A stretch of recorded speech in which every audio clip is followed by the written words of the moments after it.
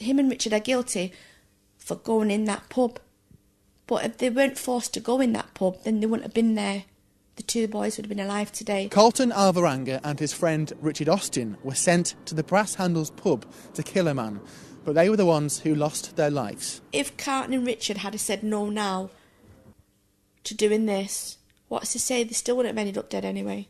That's the way I look at it. A lot has been said about the shocking event that took place here in March 2006, but Linda says the full story has never really been told. She accepts that her son came here to commit a crime, but she says he would not have done that willingly. It's the kind of community that we're living in, because it is.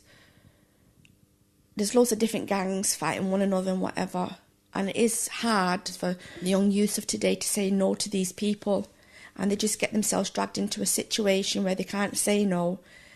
And it's always the under ones that get hurt more than the ones that are actually pulling them in. Carlton and Richard were sent into the pub by Ian MacLeod, a drugs baron known to be the leader of Moss Side's infamous Doddington gang. It's believed they were overpowered once inside the pub. Their bodies were found yards from the scene with bullet wounds in their chests. The pub has never reopened since that day. It's not known for certain exactly what happened inside. The pub was packed at the time of the shooting, but no witnesses have come forward, and evidence, including CCTV footage, has never been found.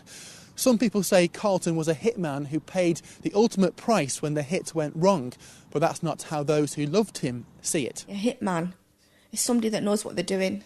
They know what they're doing. They know what they're going to walk into. If they were proper hitmen, Richard and Carlton, they would have gone in there with their eyes open, knowing what they're doing, who to shoot. I'm not saying that my son was an angel, because he wasn't an angel. He's done bad things in life. He's a typical lad that's grown up on an estate where people do struggle.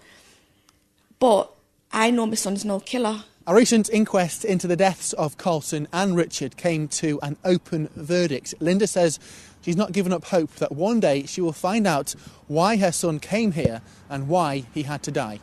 David Henry, Channel M News.